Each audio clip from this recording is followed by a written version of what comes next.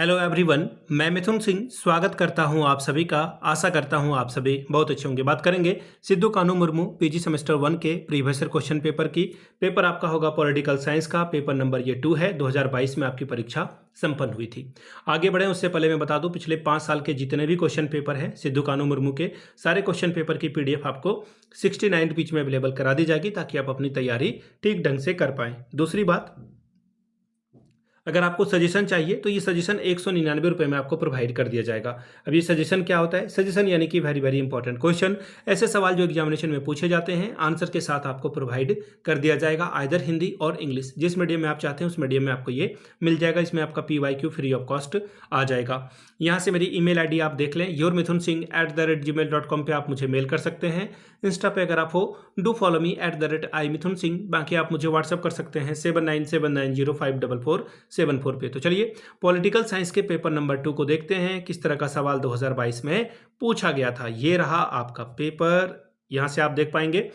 Semester 1 political science का paper number 2 2022 में आपकी परीक्षा हुई थी। 3 घंटे का वक्त मिला था। फुल मार्क्स था 70 का। 70 में अगर आप 32 लाते हो यानी कि 32 नंबर, तो इस पेपर को आप क्वालिफाई कर जाते हो। चलिए पहला सवाल देखिए क्या है। ग्रुप ए से 10 सवाल आपसे पूछ लिए जाएंगे और हर एक सही जवाब के लिए आपको 2-2 नंबर मिलेगा।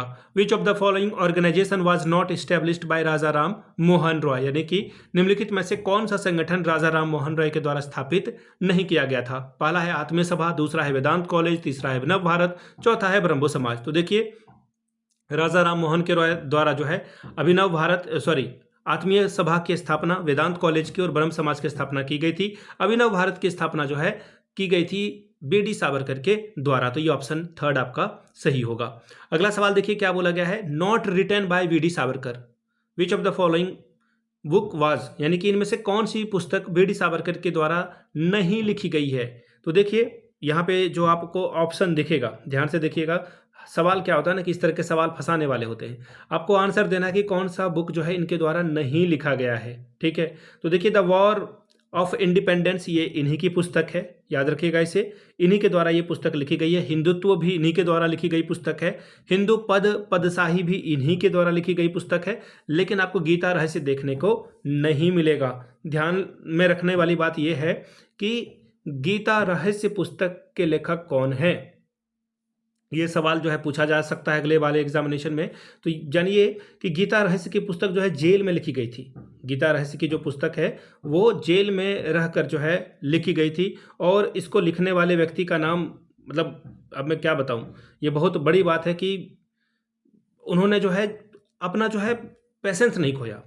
समझ रहे हो आप मेरी बात को, कि उन्होंने जो है वहाँ पे जेल में रहा और परेशानी को झेला। इसके बावजूद भी वो जो है फोकस्ड रहे और उन्होंने लिखा, जिनका नाम है लोकमान्य बाल गंगाधर तिलक। 1915 में जो है बर्मा के मांडले जेल में इन्होंने ये जो है कारावास, यानी कि जो उनको जेल मिली थी उसके दौरान जो है ये किताब लिखी थी। चलिए अगले सवाल की ओर हम लोग बढ़ेंगे। Which of the following is the work of Vivekananda, निम्नलिखित में से कौन सी रचना विवेकानंद की है?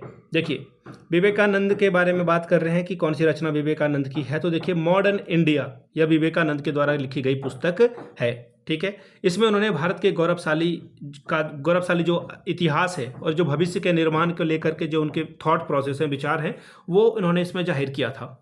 अब बात करते हैं दूसरे पुस्तक की। तो देखिए विश्व पंचायत राज यह पुस्तक जो है विवेकानंद के द्वारा नहीं लिखी गई है, ना ही विश्व धर्म या फिर इंडिया इन ट्रांजिशन जो है इनके द्वारा लिखी गई पुस्तक है। विवेकानंद की कुछ पुस्तकों का नाम बता देता हूँ। राजयोग, कर्म योग, भक्ति योग और ज्ञान योग। इसके अलावा कोलंबो से Almora, lecture from Colombo to Almora, इन्हीं के द्वारा लिखी गई पुस्तक है। ठीक है, आप लोग पेन पेपर पे नोट डाउन कर लीजिएगा।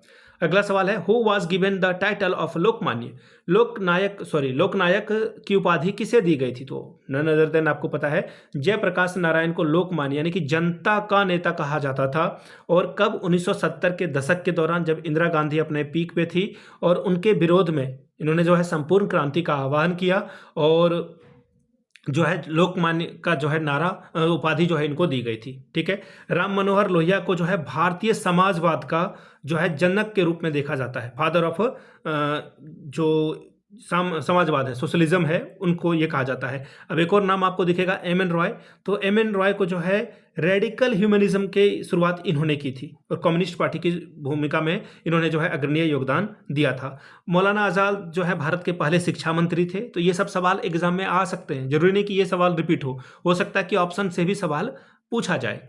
अगला सवाल है, who was called the father of India unrest, यानी कि भारतीय असंतोष का जनक जो है किसे कहा जाता है? तो बाल गंगाधर तिलक को कहा जाता है, जिन्होंने मांडले जेल में गीता रहस्य नामक पुस्तक की जो है लिखी थी। उन्होंने गीता रहस्य नामक पुस्तक लिख दी थी।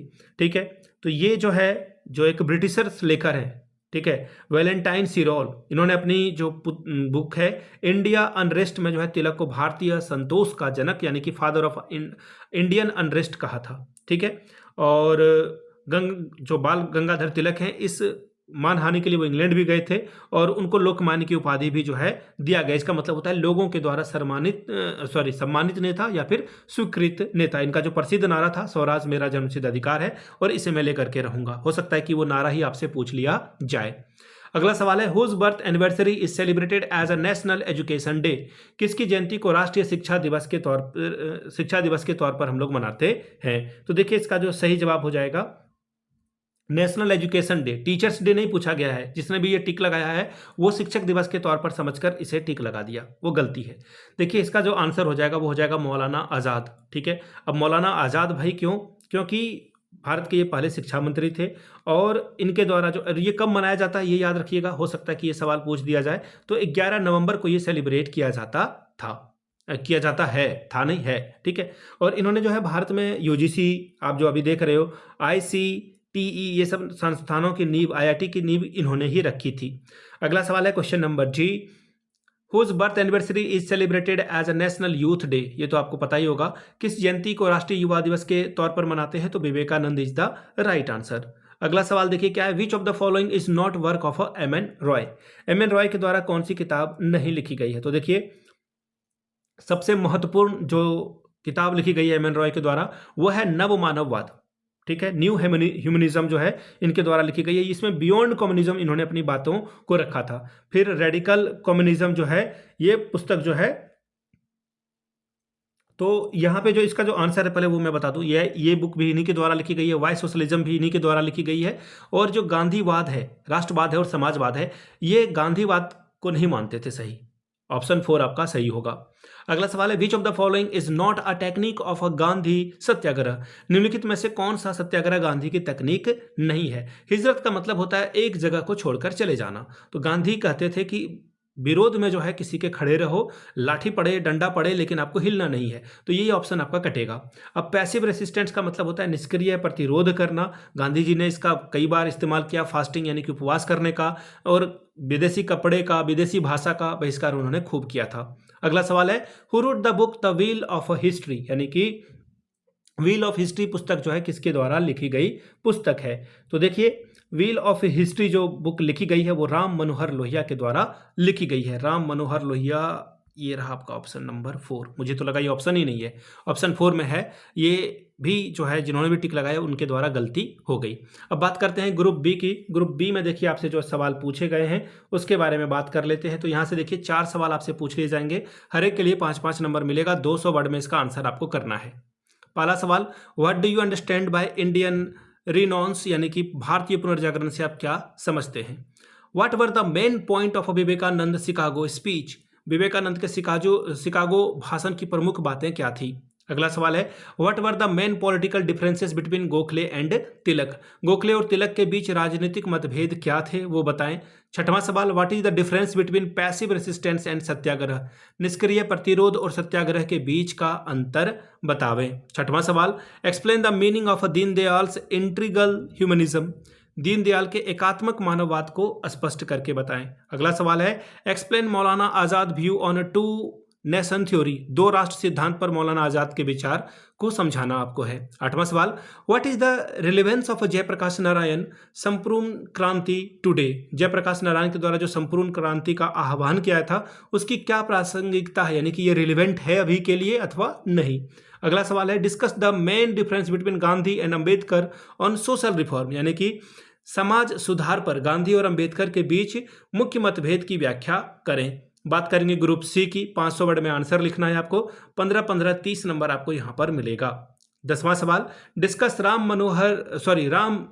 राजा राम मोहन रॉय's पॉलिटिकल व्यू, राजा राम मोहन राय के राजनीतिक विचारों की व्याख्या करें। 11वां सवाल, discuss Gandhi ji view on state, Gandhi ji के राज्य संबंधी विचारों की विवेचना करें। अब बड़े सवाल हैं तो इसको 5-6 पेज में लिखिएगा, तभी आपको फुल नंबर मिलने की संभावना रहेगी।